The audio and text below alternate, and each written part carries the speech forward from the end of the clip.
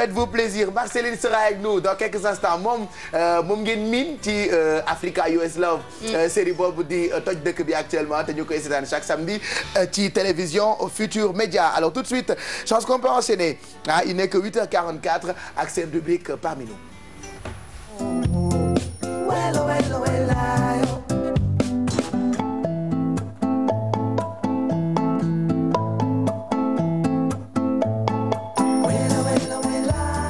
Parmi nous chaque mardi xam nga Sénégal bëri na ci ay nit yoo xamante ni ils sont parmi nous comme Chiara qui est toujours parmi nous. C'est l'italienne la plus sénégalaise des italiennes. Elle poursuit son voyage. Comme promis ce matin dañuy dem à la rencontre d'un Italien qui fait beaucoup de social pour les Sénégalais.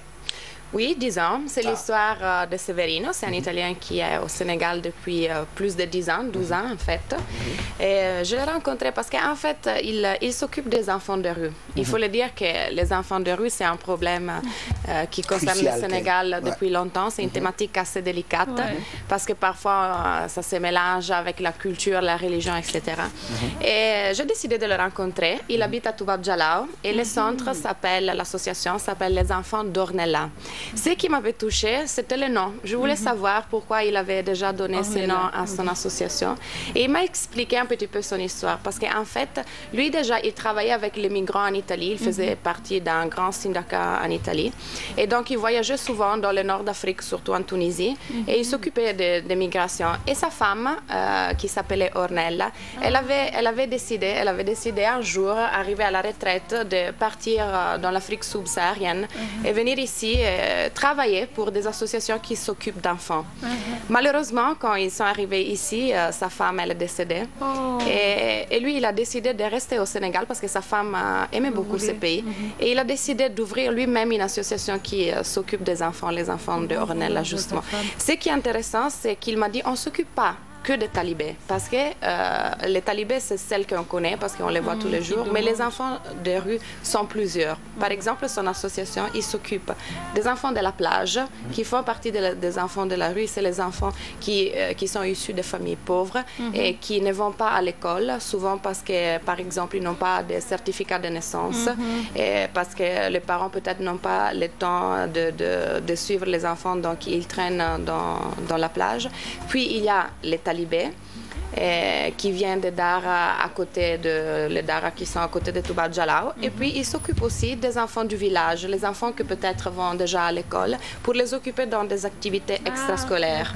Et ce qui est intéressant, c'est les liens qu'il a bâtis, que l'association a bâtis entre le Sénégal et l'Italie. Il y a beaucoup de projets qui sont faits. Et il y a, chaque mois, il y a des volontaires qui viennent aider, qui font de bénévolat. Ils viennent aider Severino dans l'association.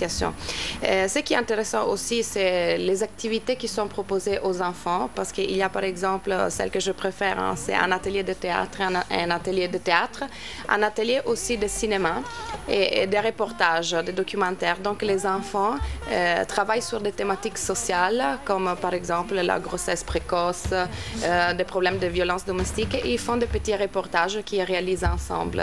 Et c'est les enfants qui font ça? Les enfants, bien sûr, avec des éducateurs. Il y a 2 éducateurs qui sont chaque jour qui travaillent avec les enfants. Il y a une directrice sénégalaise du centre. Après, il y a Severino qui est le président. Et tout un certain nombre de personnes qui gravitent autour du centre. Moi, j'ai souligné 3 mots que je vais aussi vous dire ici sur le plateau. Pour résumer un petit peu le travail de Severino de l'association, c'est compréhension, collaboration et priorité. Compréhension, pourquoi? Parce que quand on traite des thématiques si délicates, il faut, avant de juger, comprendre la culture qui est à la base. Collaboration, parce que si on travaille avec les enfants de la rue, il faut collaborer soit avec les marabouts de Dara, soit avec les familles des enfants, soit avec la communauté rurale ou la communauté, les villages, les chefs des villages. Priorité, quand on parle des enfants, il faut des actions concrètes. Donc, il faut se mettre de priorité. La priorité du centre, c'est l'éducation. Donc, instruire les enfants pour après leur donner la possibilité d'un futur. Alors, où se trouve le centre? Le centre se trouve à Toubab Dialaw. Voilà, tu as été là-bas? J'étais là-bas. J'étais là-bas avec mes étudiantes, un master d'éthique qui m'ont aidé. Tu adores Toubab Dialaw. Tu adores Toubab Dialaw. Tu aimes bien Toubab Dialaw. Tout le temps Toubab Dialaw. J'étais à Toubab Dialaw. Le centre se trouve à Toubab Dialaw. Toubab Dialaw, non, c'est un joli endroit. Ce que j'aime à Toubab Dialaw. li ex bëggee bopp koñ bi. Arrêtez FM. Moom noonu la bëggee Toubab Dialaw. Non, Toubab Dialaw, ce que j'aime, c'est quand même un endroit touristique, mais qui n'est pas pourri comme certains autres endroits. C'est pas loin de chez moi. Moi, j'habite le village Ndoukoura. Et ça reste quand même un village. Mais c'est parce qu'il y a les Lébou, il y a mes frères là-bas. Les Lébou. Il y a tes frères Lébou. Oui, donc voilà. Et je pense qu'on peut... J'ai des sœurs Lébou de. Elle a dit j'ai des frères Lébou, mes frères qui sont là-bas. Frères, sœurs. Ñofar. Donc maintenant, on peut regarder les reportages. Les reportages, on l'a tourné avec mes étudiantes. Et vous, à Toubab Dialaw. Au centre, les enfants d'Ornella.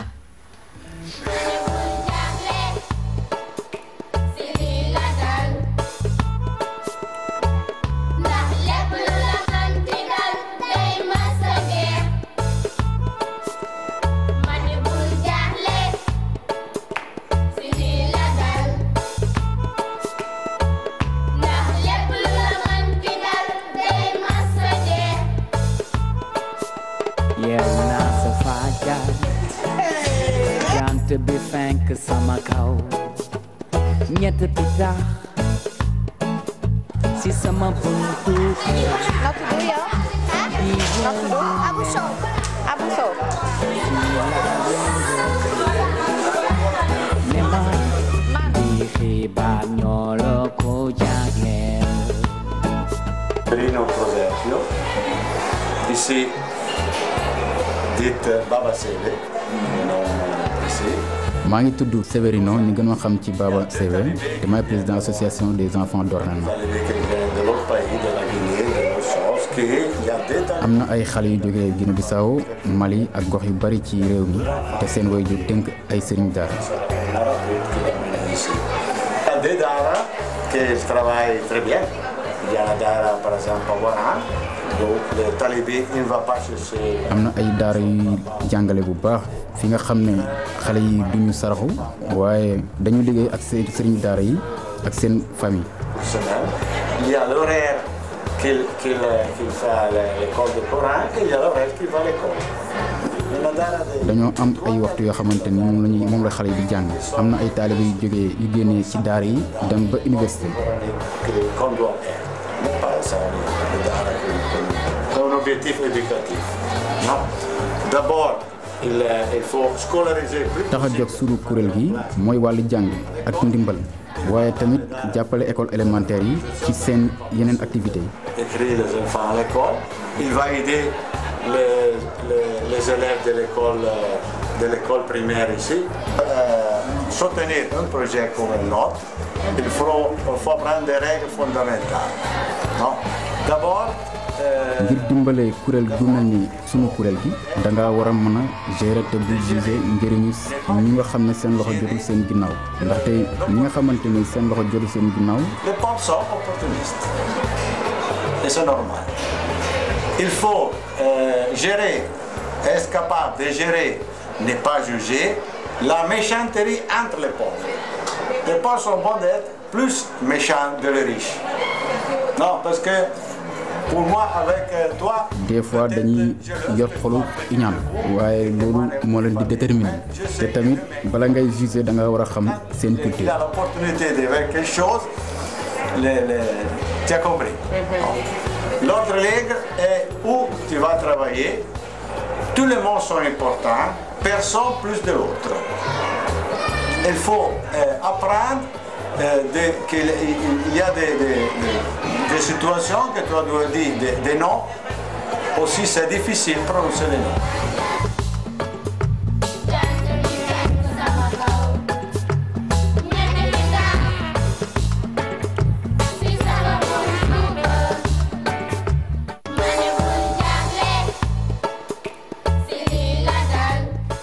ngeen et puis Chiara mu ngi ñuy expliquer ni kooku jël na ay talibé ñuy dëkk ci mbedd. mu jël leen ba ñu jàng ba terminale ils sont allés jusqu'en classe de terminale. Voilà, les enfants de la rue. et ce que j'ai aimé quand j'ai rencontré Severino, c'est que quand je parle des enfants de la rue et surtout des talibés, on veut souligner souvent malheureusement les daara qui sont un peu comme ça négatifs. Mais lui, il a dit, il y a aussi des daara qui marchent. Il faut dire que à niveau de culture sénégalaise, comment ça s'est passé, comment c'est né un peu les talibés? Parce qu'en fait, les familles qui n'avaient pas de moyens envoyaient les enfants chez les marabouts qui étaient censés éduquer et nourrir les enfants. Voilà. Donc les enfants n'étaient pas censés aller mendier, mais tourner le matin chez les familles à côté du village pour demander des choses à manger. Voilà. Puis après, ça a évolué d'une façon que tout le monde connaît. Mais il a dit il y a des daara aussi qui travaillent assez bien, où les enfants vont travailler, ils étudient le Coran, ils vont à l'école. Et il y a aussi des talibés qui sont arrivés jusqu'à l'université. Donc voilà. Et c'est qu'il y a deux choses que je veux souligner à part ça, et c'est ce qu'il a dit à la fin. Il a dit quand on travaille dans des situations comme ça, il a dit c'est important se donner des règles. Lui, il a dit gérer et pas juger l'opportunisme des pauvres. Parce que souvent, dans des situations de pauvreté, les pauvres sont très opportunistes.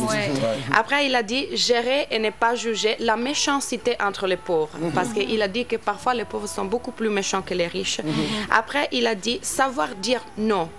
Être et traiter tous les gens égaux, par exemple les enfants, être égal avec les enfants, savoir dire non, et surtout quand il y a des gens qui viennent ici pour travailler avec les enfants ou avec des thématiques si délicates, jamais juger les comportements collectifs ou de la personne sans connaître la culture.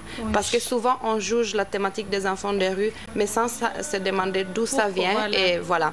Et donc voilà, je lui demandais aussi les problématiques qu'il rencontre dans ces situations-là en travaillant. Il a dit que bien sûr il y a souvent des problèmes avec certains marabouts. Ce n'est pas facile de communiquer avec eux parce qu'ils vont faire aussi de l'alphabétisation dans les daara, directement dans les daara.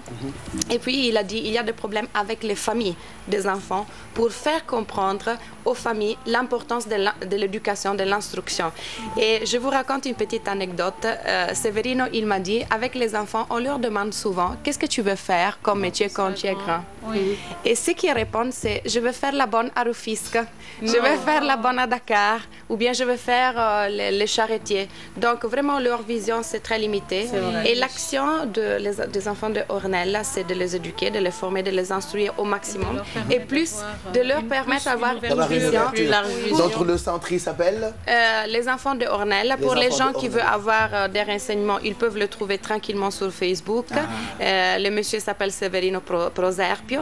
Et je dois dire que voilà, c'était très émouvante son histoire par rapport à sa femme, décider de rester quand même et de réaliser son rêve. Et il faut dire qu'ils sont en train d'aider beaucoup des enfants d'une façon très diplomate, parce qu'ils travaillent avec des marabouts, avec la communauté, petit à petit, comme on dit ici, danka, l'oiseau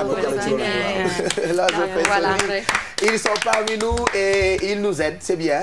On est très ravis, en tout cas centre boobu, n'hésitez pas bu ngeen leen bëggee dimbali, parce que ñu ngi dimbali ay xale yu bëri muy centre les enfants de Ornella. Pour qui veut aller, même aider, faire des stages, travailler avec eux. Toubab Diala. Merci Chiara, tu restes avec nous parce que tu es parmi nous. mu nekkoon li mu jëlee foofu ca Toubab Diala balaa ñu jàll ci publicité bi ñu jël benn téléphone juste xool ñaata la ñu koy baaxee ci Yeewu Leen bi léegi.